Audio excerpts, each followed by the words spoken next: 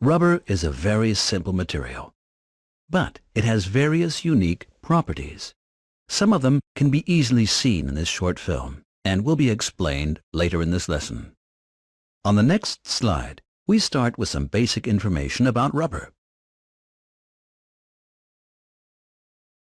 Click the Next button to continue.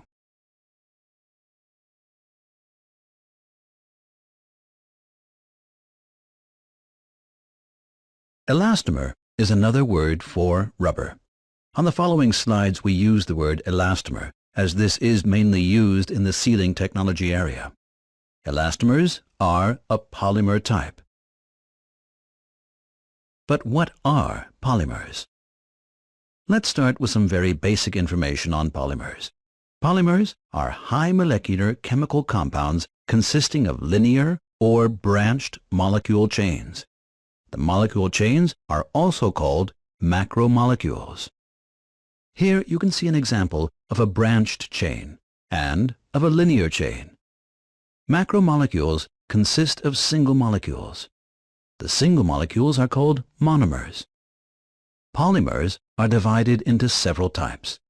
The polymer types differ in the presence, the type, and the degree of cross-linking between the macromolecules. Here you can see an overview of all the polymer types: thermoplastics, thermoplastic elastomers, elastomers, and thermosets. Please have a look at the different kinds of materials that belong to each polymer type and see the examples for each type. Thermoplastic materials can be used to produce water bottles. Soles of shoes can be made of thermoplastic elastomers. A simple pencil eraser is made of rubber, and ship deck mooring points can be made from thermosets. This lesson mainly deals with elastomers, but first we'll proceed with more basic information on the different polymer types on the next slides. Let's have a short look at the configuration of the different polymer types. It will help you to understand the differences between them. Thermoplastics have long molecule chains without cross-linking. The molecules are connected by intermolecular forces. The material can be melted and recycled, but it has no elastic properties. Thermoplastic elastomers have long molecule chains with physical bonding. They possess elastic properties within a certain temperature range and can be melted and recycled. Elastomers have long molecule chains and wide-meshed three-dimensional cross-linking. They possess elastic properties. Thermosets have long molecule chains with small-meshed three-dimensional cross-linking and possess no elastic properties. Here you can see an overview on the different configurations.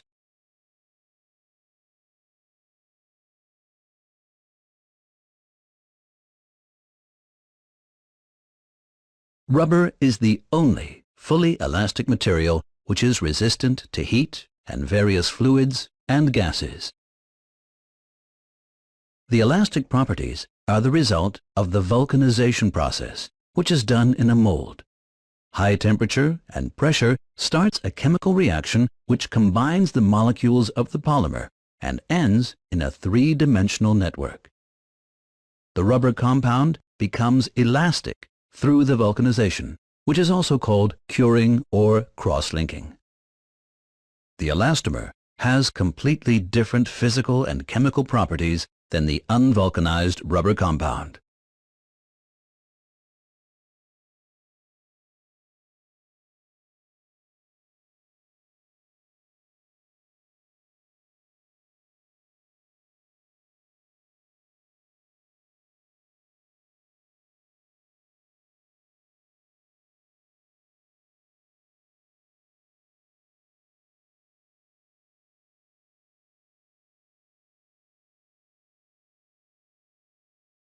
Elastomer materials are used to cover a large number of fields of application, as you can see from this short film.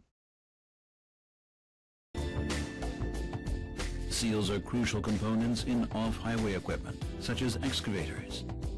Seals prevent the ingress of abrasive media in backhoes. They minimize leakage, avoiding soil contamination by agricultural vehicles, and ensure the smooth running of forestry machinery. In aircraft, seals must meet safety requirements in critical applications and give the ultimate reliability in wind power turbines running 24/7 in demanding environments. Important elastomer material properties include mechanical properties such as elasticity, hardness, compression set, and other properties like heat resistance, low temperature flexibility, chemical compatibility, aging properties. You can see details on the mechanical properties on the next 3 slides.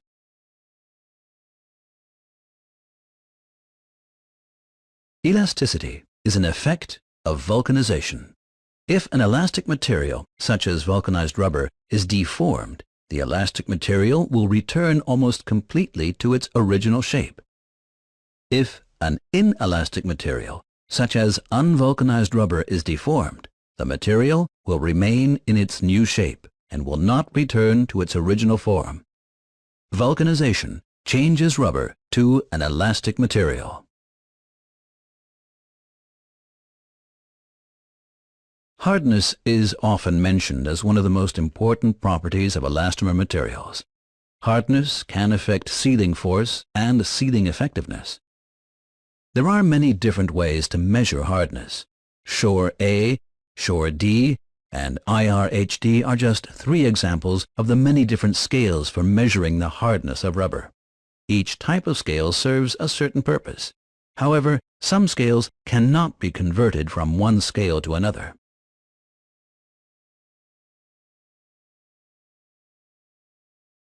The compression set of a material is the permanent deformation remaining when a force that was applied to it is removed. The compression set is influenced by the duration of compression, the degree of compression, the temperature during the compressed stage, the media compatibility of the elastomer material, and the shape and thickness of the specimen. The requirements for the comparison of compression set values of different materials are defined measurements according to ISO 815, are standardized test specimens or defined symmetric finished parts. Click here to get more information on measurement. Equals HO. 2. Defined percentage.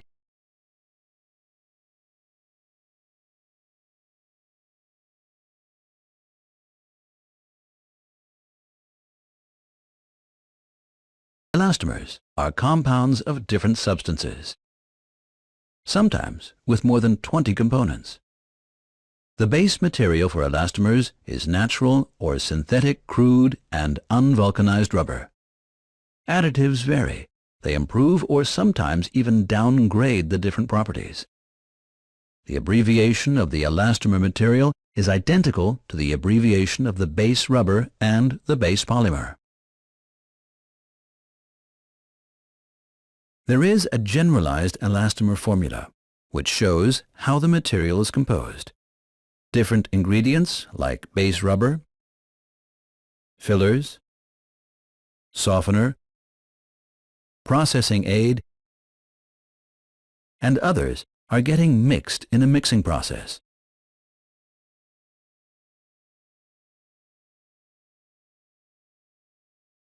Here you can see the ingredients overview of an example.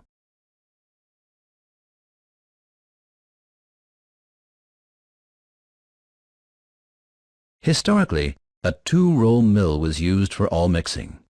Today, 2-roll mills are still used for homogenization of the mix, sheeting, and often to incorporate curatives. 2-roll mills are mostly replaced by internal mixers because of cost and labor reasons. 2 main process technologies are standard for material processing. On this slide, we give you an overview of the advantages and disadvantages of both technologies. Compression molding results in a less stressed material during the processing and a slightly better material performance. The tooling is less complex and therefore initially cheaper, but there are also disadvantages. The process is not completely automated, so some manual labor is required, meaning the piece price can be more expensive. Injection molding technology often offers cheaper per-piece prices than compression-molded parts. This is due to a more automated process and more frequent cavities.